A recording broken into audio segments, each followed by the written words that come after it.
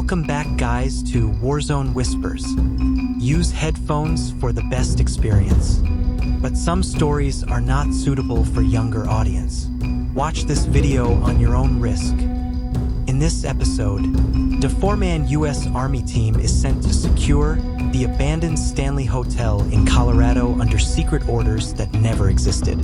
Inside, they uncover a military experiment gone wrong, a signal-born entity using soldiers as bait and fuel. The mission ends where it began. The survivor escapes, but the signal follows, proving the hotel and the voices were never confined to one place. If you are new here on channel, hit that subscribe button and it's free. Okay, here we go. I still remember the snow. Not the way it fell, soft and silent, but the way it sounded when it hit my gear. That faint click against the Kevlar, like a countdown. We were training out near Estes Park, Colorado. High elevation, empty pine ridges, and air so thin you could taste the metal in it. Officially, it was a winter endurance and recon exercise. Unofficially, it was the Army's way of reminding us that frostbite can kill faster than bullets. Our camp was set along a frozen ridgeline about 2 miles from the old highway. It was early morning when the order came through. Specialist Ryan, pack up. Command wants you reassigned. No explanation, no transfer papers, just that. By 0800 hours, I was standing near the landing zone with my ruck packed tight. A convoy of unmarked black trucks rolled up the slope, civilian models, snow-crusted, windows tinted darker than standard. Not a single unit insignia. The men stepping out weren't from any division I'd ever seen. Their uniforms were stripped. No name tags, no rank, no patches. Just matte gray fabric and blank faces. One of them approached me. His breath fogged in the cold, but his voice didn't shake. Specialist Ryan, you're being seconded to Command Echo. You will receive details en route. Gear check complete. I nodded. He didn't even look at me. Just scanned the checklist on a tablet, motioned to the truck, and walked away. Inside the vehicle, the heater was off. The hum of the engine filled the silence like a drone. There were 4 other soldiers, none I recognized. We sat in straight rows, rifles between our knees, eyes fixed forward. No one spoke. It was like we'd all been told not to. The drive took maybe an hour, through pine corridors, past frozen streams, up twisting mountain roads that climbed into fog, the kind of terrain that kills radio signals and GPS. When the trucks finally stopped, I looked out through the frost-blurred window. There it was, the Stanley Hotel. I'd heard of it, of course. Everyone in Colorado has. The white colonial giant sitting on the hill, smiling down at Estes Park like a ghost that forgot how to die. But I never imagined I'd see it like this. Floodlights stabbing through snow, generator noise echoing against the valley, and soldiers, real soldiers, setting up perimeter lines around it. As we stepped out, the wind bit hard. The air smelled of oil, pine, and something faintly sweet, like burntwood soaked in old perfume. A tall man in a dark trench coat met us at the steps. No rank, no visible weapon, his face pale against the snow. "Welcome to Operation Whisper," he said quietly, voice nearly swallowed by the wind. "This property has been designated as Containment Site Delta. Your orders are to secure the building and remain in radio contact at all times." The man, whoever he was, gave no further instruction. He didn't make eye contact once, just turned, his coat flaring in the wind, and disappeared toward a row of command tents behind the ridge. As we stood there in the snow, a strange quiet settled. The hotel loomed above us, too perfect, too symmetrical. Its white facade almost glowed against the mountain's gray face. Every window was dark except one, high on the top floor, where a faint yellow light flickered like a candle behind glass. Private Murphy muttered, place looks like it's waiting for us." No one laughed. I remember adjusting my rifle strap and feeling the tremor in my hands. Not from the cold, something deeper. Something I couldn't name yet. The snow started again, thick and soundless. Each flake drifted like ash. Behind me, the truck's engines rumbled back to life. When I turned around, they were already leaving, taillights fading into the white. No radio contact, no chain of command. Just 6 of us standing in the snow, staring at that empty, breathing hotel. That's when it hit me.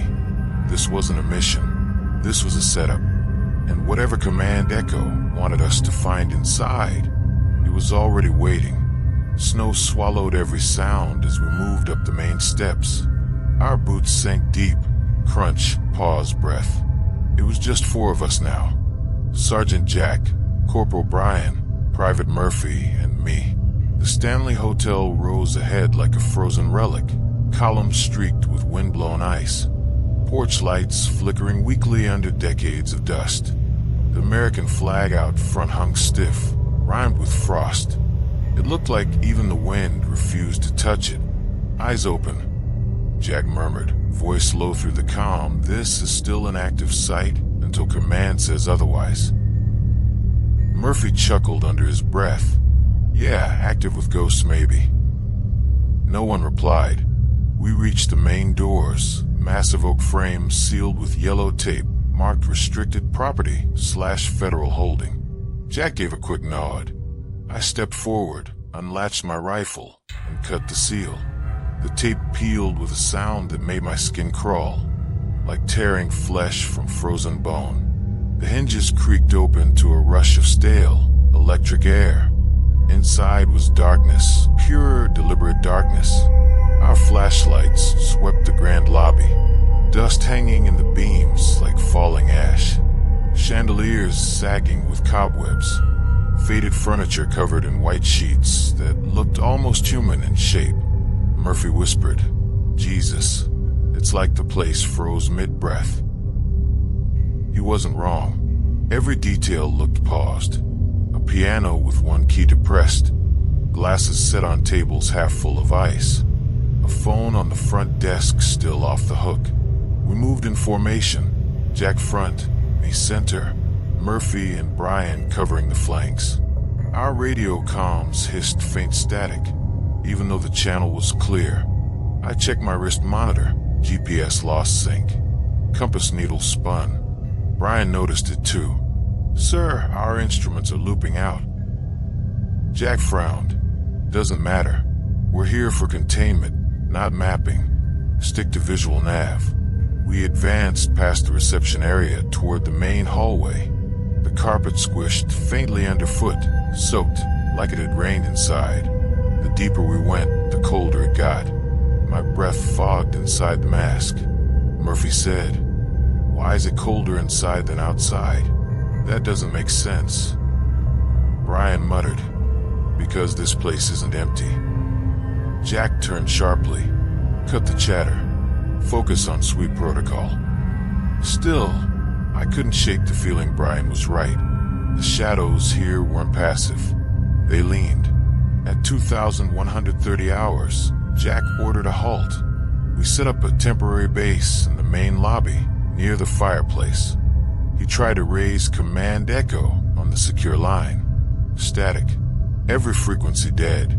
Murphy unpacked the motion sensors, setting them near doorways. Brian found a working power outlet behind the bar, old, but still live. We powered a small LED floodlight, bathing the room in harsh white glare. For a moment, everything looked normal. Just dust and emptiness. Then the radio clicked. "CKSHHH. Whisper team, copy. Do not exit the premises. Maintain observation. Reinforcements inbound." Jack grabbed the mic. "This is Sergeant Jack of Whisper Actual. Identify and confirm reinforcement ETA." "CKSHHH. Maintain, maintain, maintain." Then silence. Murphy looked up. "Sir, that didn't sound like command." Jack's jaw tightened. "Doesn't matter who it was. We follow protocol until we get visual confirmation. I tried not to stare at the grand staircase ahead. It climbed into shadow like a black throat, but something about it felt alive. The air near it hummed faintly, like static off a live wire. We began our second sweep. Each room told the same story. Abandoned luxury frozen mid-motion. Dinner plates still on tables. Chairs half pulled out. Curtains drawn tight, like they were hiding from something. But one room, the music room, felt different. As we entered, the air grew heavy. My flashlight caught dust particles, swirling faster than the others, like they were circling around us. Then a piano note. Soft, faint, just one. We froze. Contact noise, Jack said, raising his rifle. Visuals. Ryan shook his head. No movement. The piano key depressed again, this time harder. Thunk. Murphy exhaled shakily. Sir, maybe it's just the wind. Thunk. Thunk. 3 keys in sequence, low notes, deliberate. No wind, no breeze. We backpedaled to the hall. Jack marked the door with chalk. Do not enter alone. Copy. We all nodded. Outside, I caught sight of something on the far wall. An old framed photograph. It showed the hotel staff lined up in front of the building, smiling, dressed in early 1900s uniforms. Only in the reflection of the photo's glass, there were 4 soldiers standing among them. Our silhouettes. We hadn't been there. I looked behind me. No one was standing there. Just empty hall. That was the first time my heart truly stuttered in my chest. We regrouped in the lobby, silent now. Snow drifted past the tall windows, sticking to the glass in spirals. The light from our flood lamp flickered once, then stabilized. Murphy broke the silence. So, anyone else feel like we're not the first team to step in here? Brian finally spoke, voice low, almost reverent. If we weren't first, where are the others? Jack didn't answer. He just stared toward the staircase again, as if something up there was waiting for us. The hotel groaned, deep wooden, like the whole building exhaled. The chandelier swayed once, and then, just as quickly, everything went still. That night, when I finally sat down to check my gear, I noticed frost forming along the barrel of my rifle, even though the heater was running. In the distance, past the static of the radio, I swore I heard a voice. It whispered my name. We set up command in the hotel lobby by 2300 hours. The floodlights hummed against the dark like nervous static, throwing long shadows across the marble floor. Snow was piling against the glass doors, half burying the trucks outside. We were alone, cut off, deep in the Rockies, the storm closing in. Sergeant Jack ran another sweep on the encrypted channel. Nothing but distortion. Every few minutes, the signal would spike, hiss, and drop again. Murphy had been pacing for a while. Sir, we should abort and return to base. No contact, no extraction. This ain't protocol. Jack didn't even look at him. Protocol changed when Command Echo sent us here. Until they call off, we hold the perimeter. Brian muttered, "What perimeter? This place is eating the damned signal alive." I sat near the fireplace, flipping through my mission folder again. The last page was blank before. Now it had a single sentence printed across it. Containment requires presence. I didn't tell the others. At 0000 hours sharp, one of the motion sensors pinged, soft beep, steady rhythm from the main hallway. Jack signaled silent mode. We aimed our rifles toward the corridor. Nothing moved, just empty air and that faint, impossible echo. The sound of boots on old wood coming from upstairs. We held our breath. The sensor kept beeping, and then something new. From behind the front desk, the old intercom system crackled to life. The speakers popped, fizzed, then bled static. A voice, flat male, distorted, cut through. "This is Command Echo. Maintain position. Containment in effect. Do not exit." Jack froze. Finally, "Command, this is Whisper Actual, 4-man team. Confirm containment parameters and evac schedule." Static.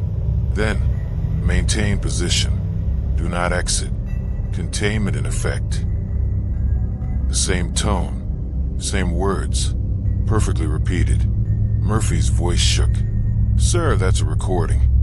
Brian frowned. "How's it playing?" "There's no power to that system." The voice looped again, over and over. Each repetition got quieter, lower in pitch, like it was sinking underwater, until finally, the static warped into something else. Our own voices. My blood ran cold as I recognized it. The playback was us, our arrival, our first words from earlier tonight, mixed into the static, twisted and echoing back through the speakers. "Place looks like it's waiting for us," Murphy's voice whispered, warped and slow. Jack's voice followed, eyes open, maintained sweep protocol. Then my own, layered over them. "This isn't a mission." The lights flickered. Murphy ripped his headset off. Nope, I'm not listening to that crap." Jack barked, "Hold your ground." But his voice didn't sound like command anymore. It sounded scared. I approached the desk. The intercom unit was ancient, dust-coated, unplugged. No cables. Still, it hummed faintly, as if drawing power from nowhere. Brian stepped up beside me.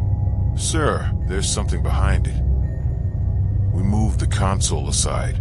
A small cassette recorder was wired into the back, fresh black tape spinning slowly.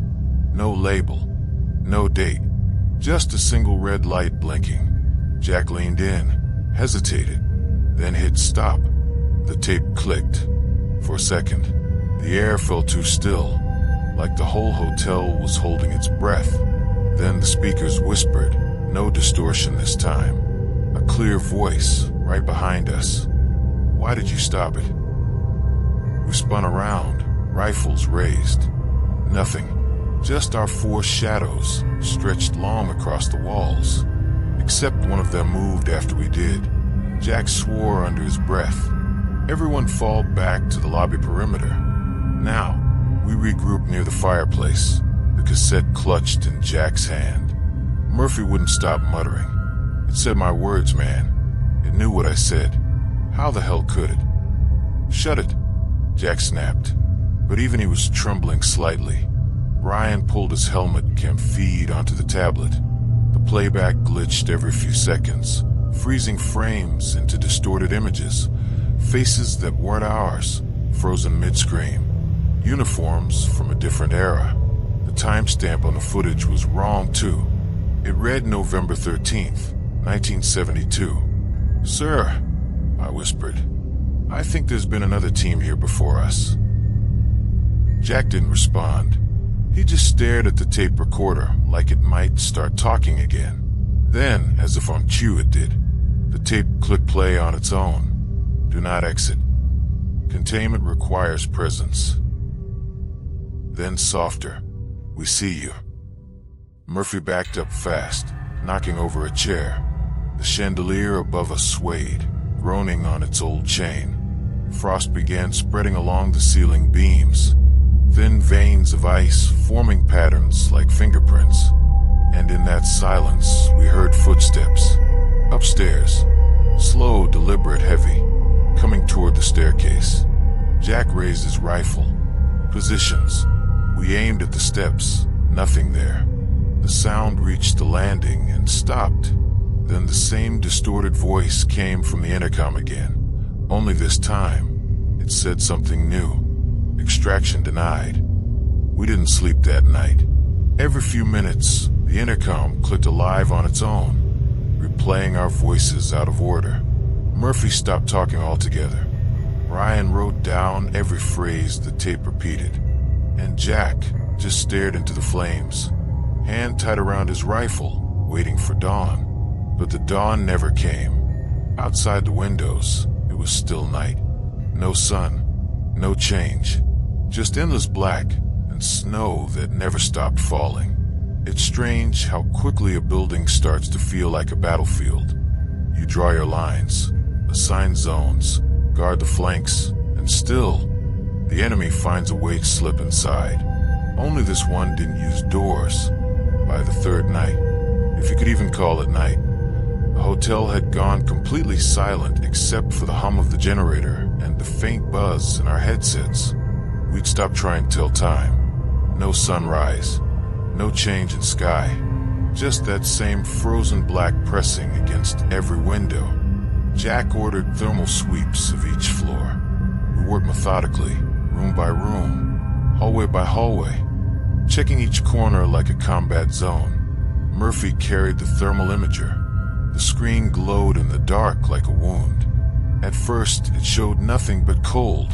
Walls blue, air black, no signs of life. Then, in the east corridor near room 217, a red smear appeared. Human heat. Standing still. Got something, Murphy whispered, raising the device. Looks like a body temp, about 10 meters ahead. Jack signaled us to move. We advanced slow, rifles up, breathing shallow. The hallway was empty, just rows of locked doors and faded wallpaper curling at the edges. Murphy checked again. The heat signature hadn't moved. Still there. We reached the door. The number plate was rusted, the brass tarnished. Jack nodded to me. I turned the handle, unlocked. We went in, lights low. Empty. No movement. No sound. Just a single rocking chair by the window, moving slightly, like someone had stood up seconds ago. Murphy frowned at the thermal. It's still here, right next to us. Brian scanned the corners. Nothing. Then the screen flickered, and the red heat, 4 multiplied. 2, 4, 6. Shapes standing in a circle around us. Murphy's breath hitched.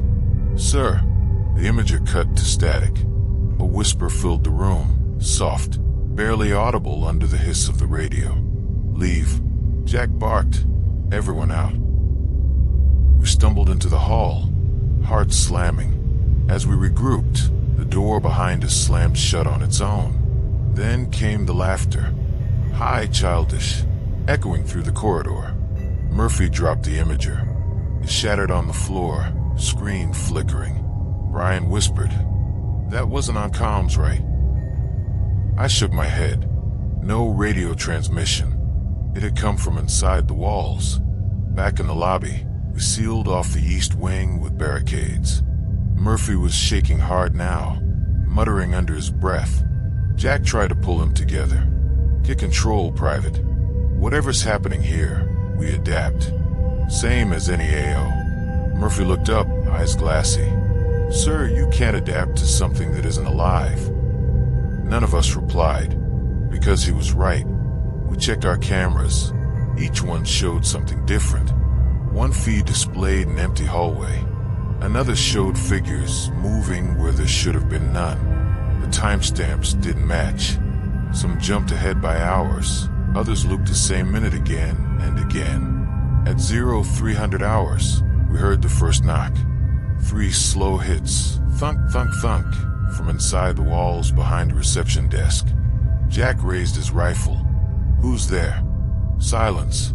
Then, from the vent above us, a voice whispered back, perfectly mimicking his tone. Who's there? Brian aimed his flashlight at the vent. The metal grill was shaking slightly, breath misting through it, like someone was on the other side. I climbed up and yanked it open. Nothing. Just darkness and the sound of air. Murphy backed away, whispering. It's learning our voices. Jack ignored him, though I saw his trigger finger trembling. We decided to fall back to the ballroom. The largest open area, fewer walls, better field of fire. The moment we entered, our radios synced again for the first time in hours. A burst of static hit our ears, followed by a faint male voice. Echo team reporting, requesting exfil coordinates. Jack froze. That's not us. The voice continued, desperate, ragged. They won't let us leave, they said containment requires. Static swallowed the rest. Murphy whispered, that's another team. Ryan shook his head. No, that's us. Different time. Before we could respond, the hotel itself groaned. A deep structural rumble. Plaster cracked overhead, dust falling like snow. The chandelier swayed violently, chains screaming. Then, through the glass doors, I saw shapes outside. Dozens of them, standing still in the snow. No uniforms, no faces, just human outlines, faintly glowing in the storm. Jack shouted, positions, defensive perimeter. We formed a circle, rifles aimed outward. The shapes didn't move. They just watched. Even from that distance, I could feel it. Like they knew exactly who we were, and how this would end. After a minute, they vanished, blinked out all at once, as if someone had flipped a switch. The wind stopped. The snow stopped. The world held its breath again. That was the moment I realized something was deeply wrong. Not just with the hotel, but with the mission itself. Our orders hadn't been to secure the Stanley.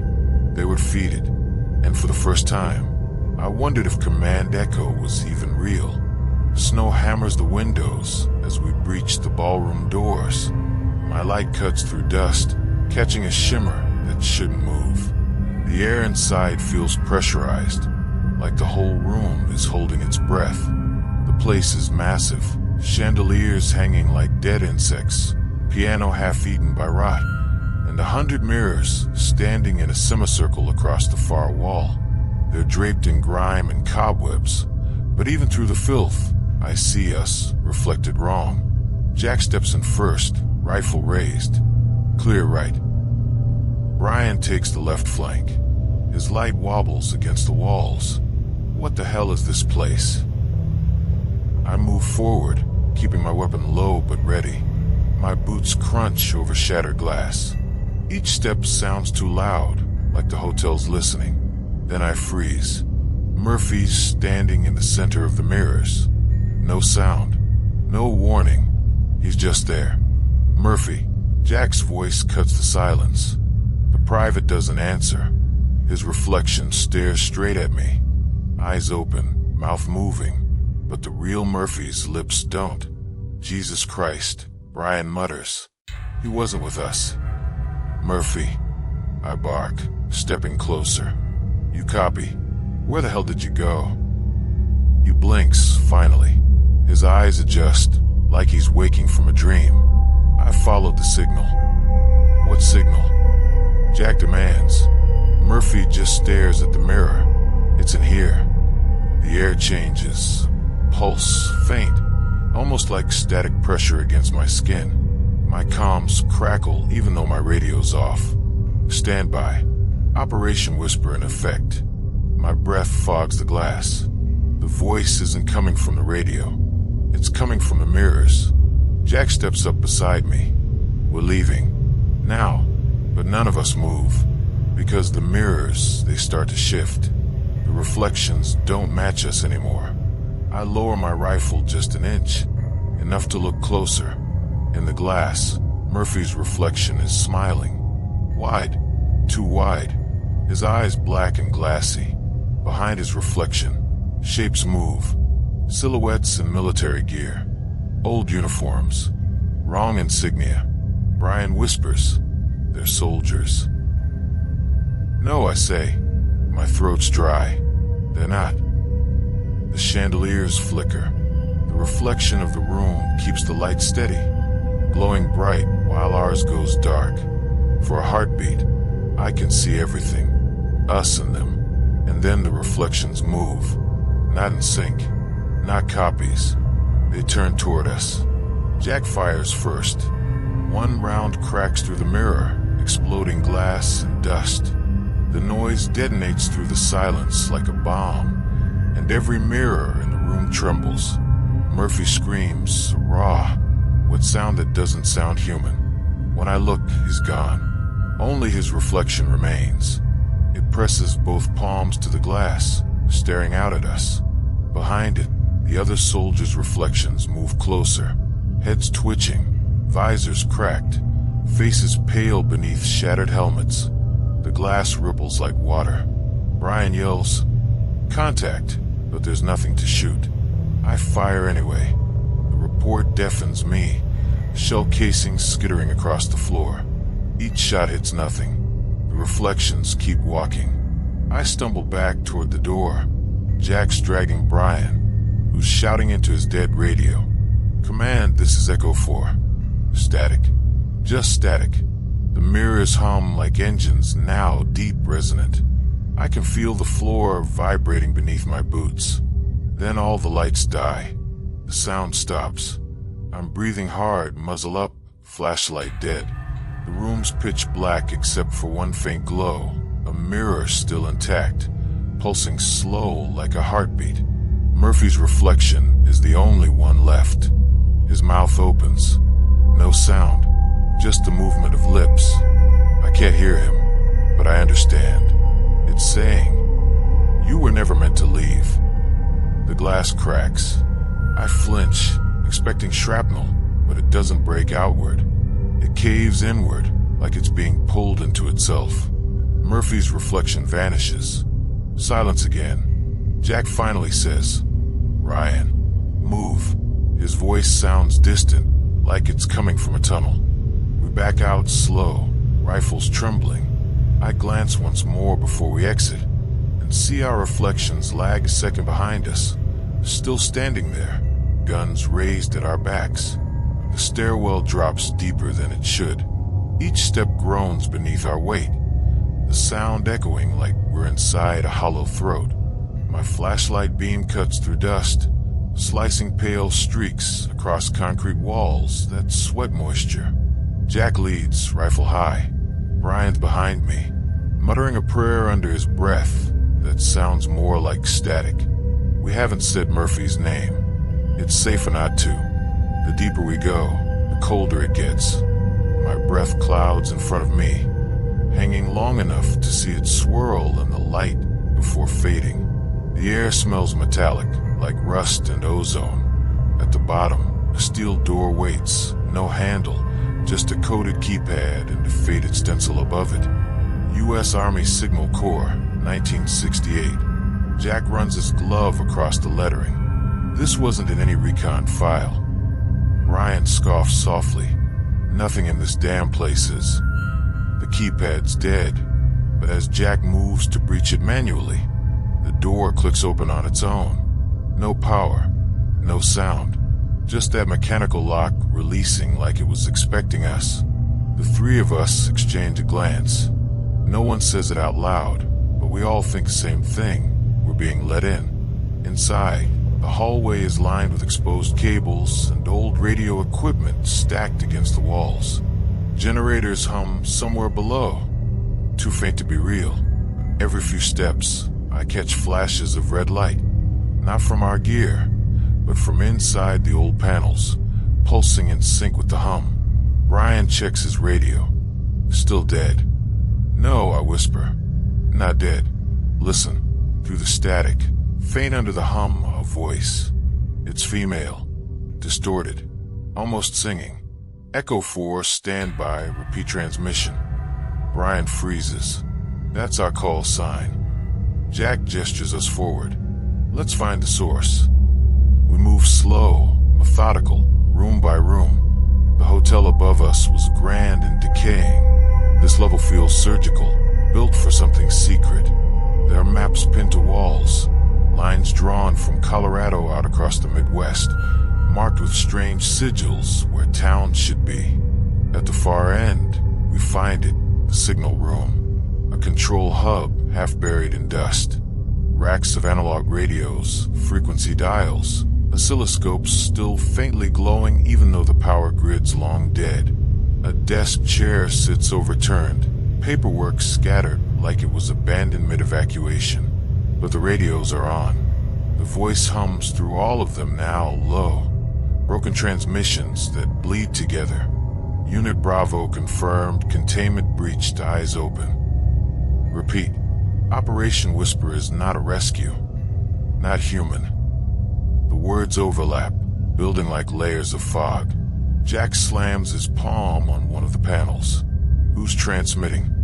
The radios fall silent for 3 seconds. Then, softly, you are. The sound crawls through the room. My chest goes tight. I turn toward Brian. He's white as snow, shaking. It said, I heard it. Jack cuts him off. Don't react. Don't give it that. I take a step back, eyes scanning the walls. There's something written behind the dials, faint under the dust. I wipe it clean with my sleeve. It's a log. Operative status, Phase 2, field bait deployed. For names listed. Mine's one of them. Jack, I whisper. They knew we were coming. Before he can respond, the speakers burst alive, loud, blinding static that feels wet, vibrating through the floor. The old CRT monitors flicker on, one by one. On the screen, us. From behind, live feed. Brian spins, aiming at the corner. There's no camera here. The screen flickers again. The feed zooms closer. The lens seems to breathe. Then it pans left, revealing a figure standing just outside the door. Murphy. He's drenched, uniform soaked black, face hidden behind his helmet visor. Murphy. Jack yells, rushing to the entrance. The door slams shut before he reaches it. My flashlight flickers, and when the beam steadies again, the radios are whispering our names, all 3 of them, in sequence. Jack, Brian, Ryan. The cadence is perfectly human, but the timing's wrong. Too rhythmic, too knowing. Brian panics, yanking cords from the wall. We kill power, kill the signal. He rips a line free and screams. Smoke erupts from his gloves, his arm convulsing as the current runs through him. Jack grabs him, hauls him back, but the damage is done. The smell of burnt fabric and flesh fills the room. The lights strobe faster. I look back at the monitor. Murphy's gone. In his place, just the hallway. But behind us, through the camera feed, the door slowly opens. I spin. Nothing there. Just a hum. Jack pulls Brian toward the exit. Move. Now. We cross the threshold and the hum dies. Total silence. Up the stairs, the air feels heavier. The static's gone, but the silence is worse. It's the kind that listens back. Halfway up, my radio clicks on by itself. Echo 4, return to base. Extraction inbound. It's Command's voice.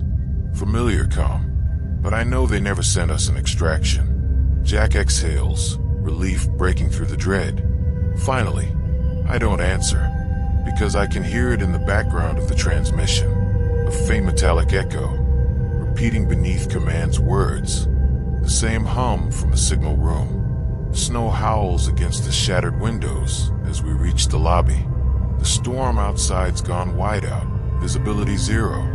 Wind clawing the glass like something alive. Jack's radio keeps crackling, the same voice on repeat. Echo 4, extraction inbound. Hold position by the fountain. It's calm, steady, familiar, but now every word sounds wrong, like someone recorded Command's tone, then slowed it just enough to feel human again. Brian's still shaking from the shock in the signal room, his sleeves burned through to the skin. I tape it quick, keep him upright. He keeps muttering, extraction's real. They wouldn't leave us. I don't answer. I keep thinking about what the transmission said before it changed. Operation Whisper is not a rescue. We breach the main doors. The hinges groan as if the hotel itself doesn't want us leaving. Outside, the snow's blinding. My goggles frost over instantly. The radio signal should be fading out here, but it's not. It's stronger, cleaner. The voice guides us through static. Bearing 045, 200 meters. Beacon active. Jack leads, compass in hand, trudging through knee-deep snow toward where the fountain should be. but I can't shake the feeling that the snow's falling too evenly. Like the world beyond this field doesn't exist. Just white, endless white. Then something black moves through the storm ahead. Contact, 12 o'clock. I drop to a knee, sighting my rifle. The figure's human-shaped, but too still, too defined for this weather. Jack raises a hand. Hold fire. We inch closer. It's a helicopter, UH-60 silhouette, nose buried in the snow. No rotor spinning, no heat signature. The hull looks half sunk into the ground, like it's been there for decades. But the radio repeats. Extraction inbound. Extraction inbound. Brian runs ahead before we can stop him. It's real. It's real. Brian, I yell. He reaches the door, grabs the handle, and the entire chopper flickers. Not like a mirage, like a frame skip. 1 second it's there. The next, it's just snow and a crater. Then the radio shifts tones. Now a whisper. Brian confirmed boarding.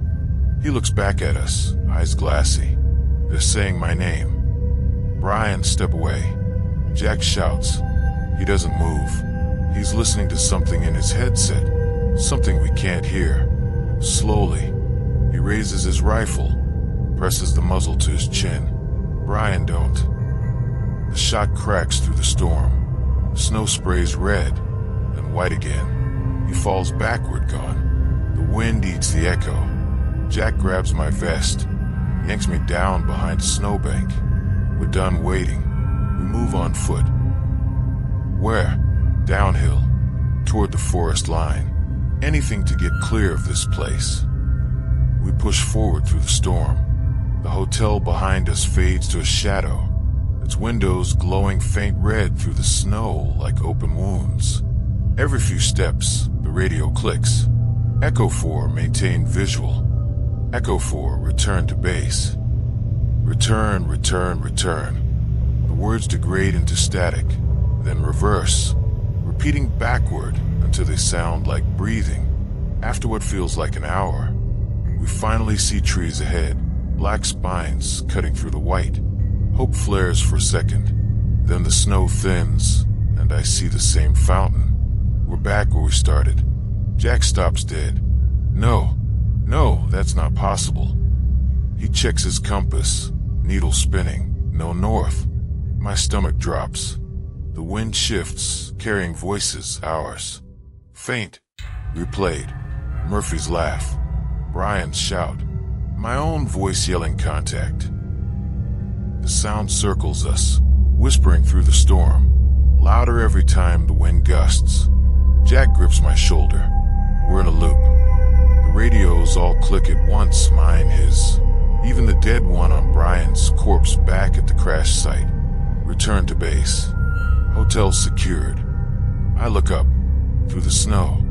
Stanley stands exactly where we left it, windows black, one light burning on the 3rd floor. That light pulses once, twice, then it flashes a Morse. Come home. Jack lowers his rifle. It's calling us back. I whisper, maybe we never left. The wind dies suddenly. The storm stills. For the first time, there's silence.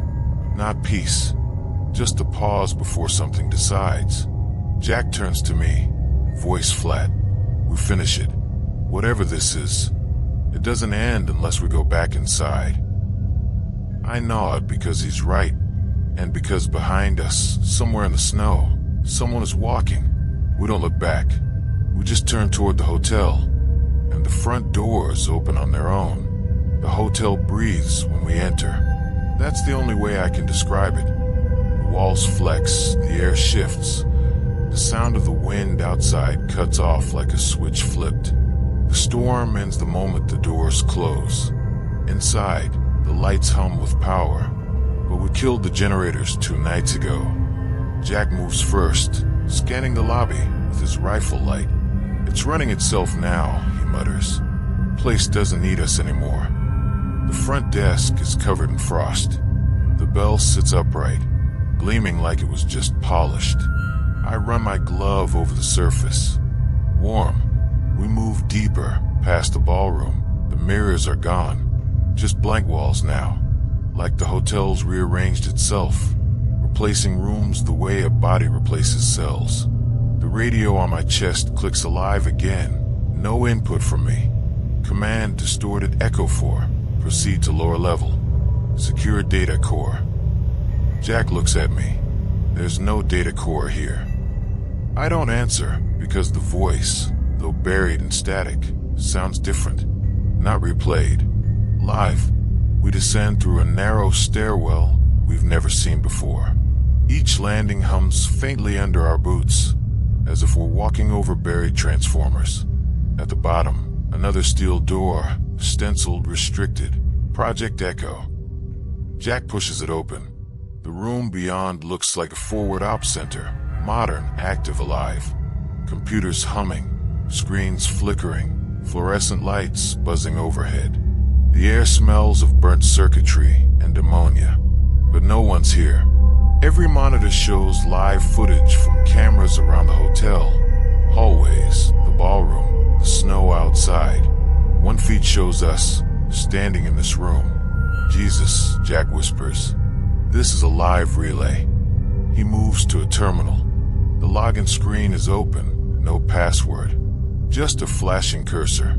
He types a single command. Access files, Operation Whisper. A video loads automatically. Command brief/classified. Date, October 4th, 1983. Voice, General K. Dolman. The Stanley complex is ideal for phase testing. Containment threshold confirmed. The structure amplifies interference. Recommend bait insertion to test reaction latency. Select a squad from active field units. Do not brief them on the anomaly. We need authentic stress response. Observe exposure period, 72 hours minimum. Jack exhales through his nose. They sent us in blind. My stomach knots. We were never supposed to survive. He keeps scrolling. There's another file. Echo for transmission record. The playback begins on its own, speaker crackling. Echo 4.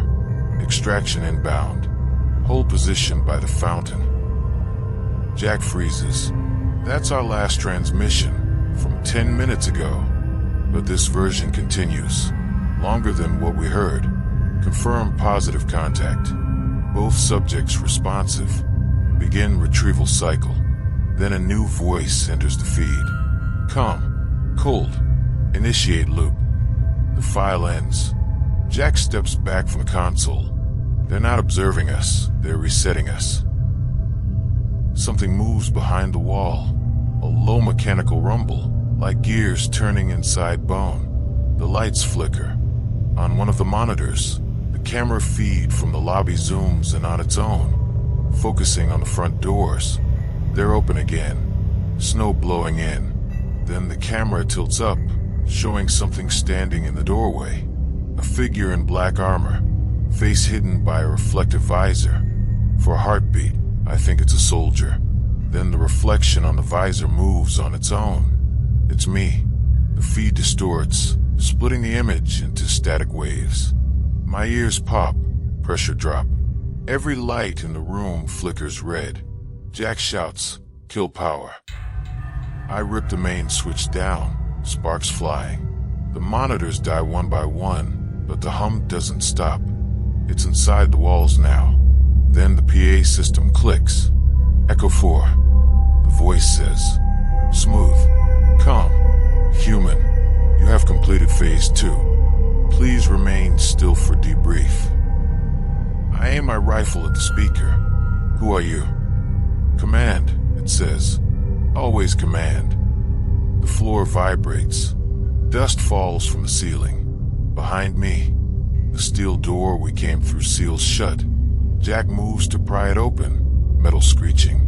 It's locking us in. I scan the terminals. One monitor still glows faintly. A new message appears on the screen, typed in real time. "You were never deployed. You were activated." The hum builds to a scream. High, metallic, rising from deep underground. I feel it in my teeth, my skull, my bones. Jack drops to his knees, clutching his head. Make it stop. I grab the nearest terminal, smash the screen with my rifle, but the noise cuts out instantly. Then silence. The lights fade back to normal. The monitors are dead. Jack's breathing heavy beside me. But from somewhere deeper, past another sealed door, the hum starts again. Faint, rhythmic, almost like a heartbeat. And my radio, powered off and fried since the signal room, clicks to life one last time. Echo 4, it whispers. Proceed to final stage. The elevator shouldn't exist. It's nowhere on the blueprints. No buttons, no lights. Just a brushed steel panel in the corner of the command shadow room that slides open when I get too close, hissing like a living lung. Jack stares at it. I'm not stepping into that thing. Then stay here, I tell him, even though I don't believe my own voice. He glances at the sealed door behind us, welded shut by the hotel itself. No way back. Guess I don't have a choice. The air inside the elevator is colder than outside.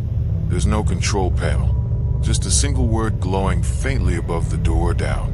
When it closes, the sensation isn't movement. It's sinking, like being pulled through thick liquid. The light flickers, and for a second, I see faces in the metal walls, pressed shapes, mouths open in silent screams, vanishing as quickly as they appear. Then ding. The doors slide open into darkness.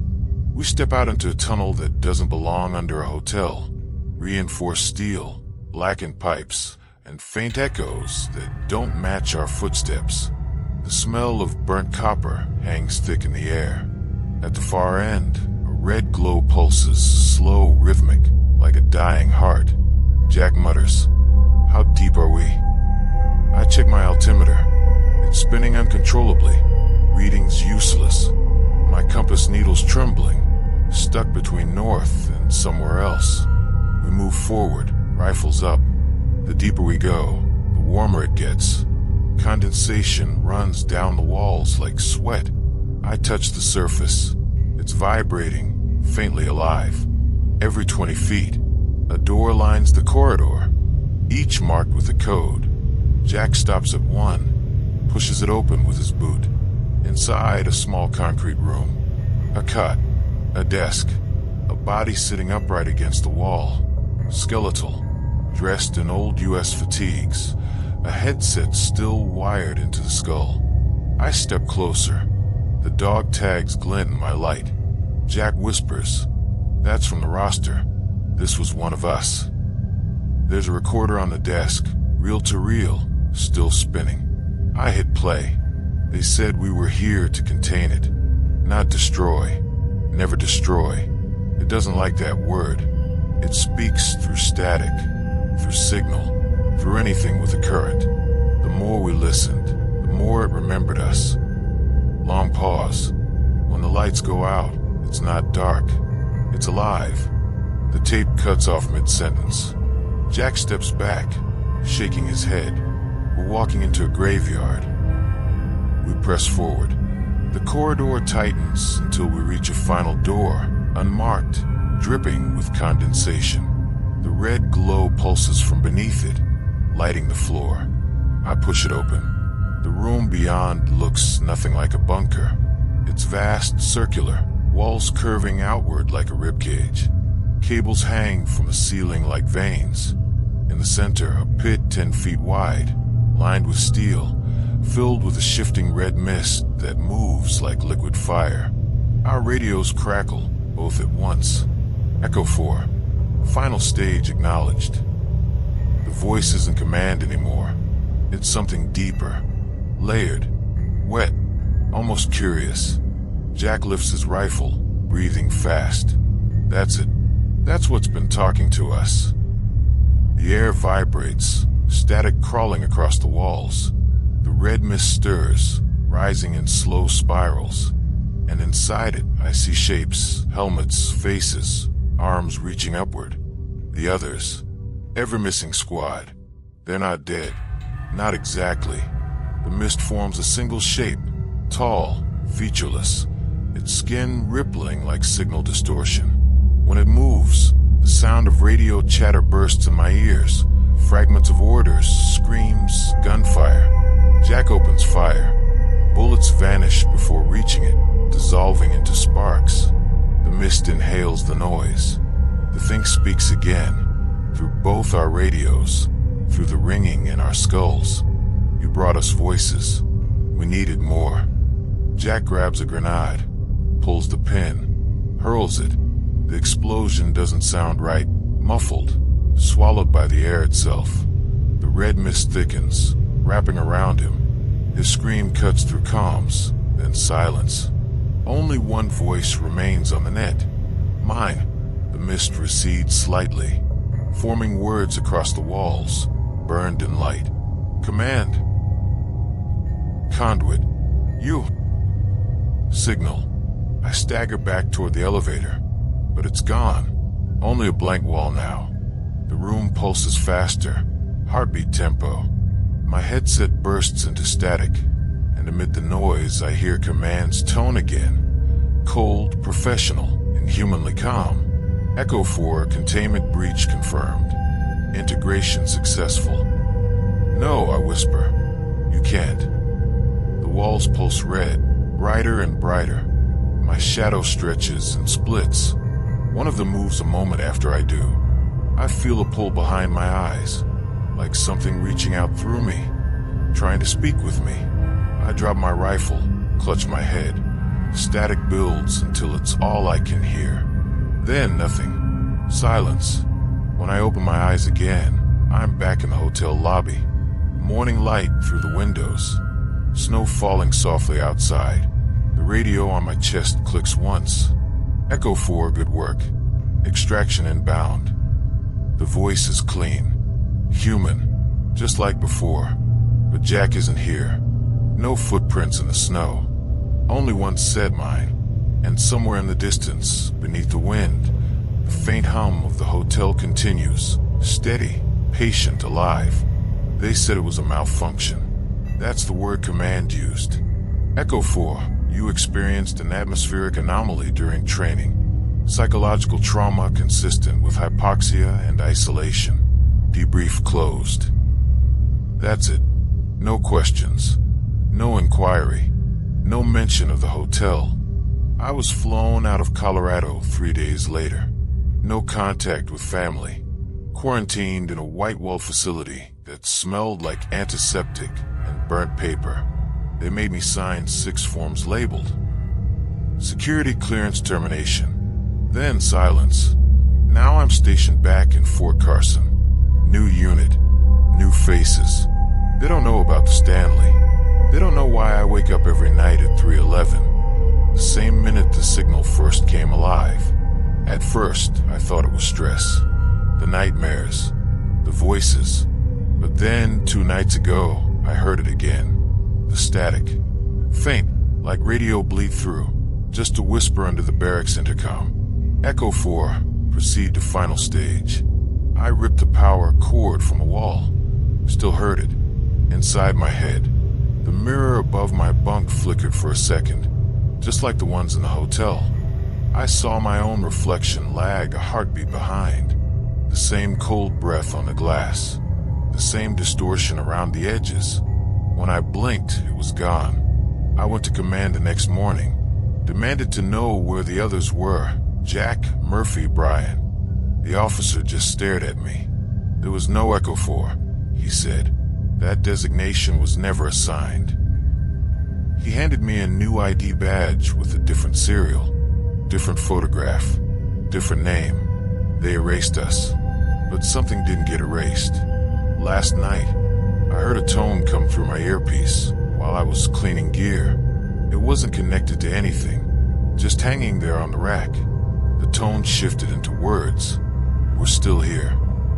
I turned off every device in the room, but the hum kept going, soft and rhythmic, coming from inside the wall. The light flickered once, just enough for me to see movement in the reflection of the window. Jack, standing outside in the snow. No breath, just staring. I ran outside barefoot. The yard was empty. No tracks, no sound, just that faint pulse from underground. Now I can't sleep. Every time I close my eyes, I see the red mist swirling behind my eyelids, like it's waiting for me to remember something. Sometimes I catch myself answering it, murmuring command phrases I don't remember learning. And in those moments, I can feel it listening. I keep the radio locked in a steel box now. Doesn't matter, it still turns on. Always at 3:11. Always the same message. Containment requires continuity. The hotel's still active. I know it. Maybe it never stopped. Maybe it was never a place at all. Just a frequency, waiting for something to tune in. Sometimes I think that's what we were, just transmitters. Batteries for something bigger. If this recording ever reaches anyone, if you're hearing my voice, don't go looking for the Stanley. Don't follow the signal. And whatever you do, when you hear the static, don't answer it. End field transmission. Classified termination file. The last few seconds of the tape are nothing but soft static, until a voice, distant, hollow, cuts through. Welcome home. So thank you for watching. The shadows have more to tell. Join me in the next story. And don't forget to subscribe to the channel and share your thoughts in the comments.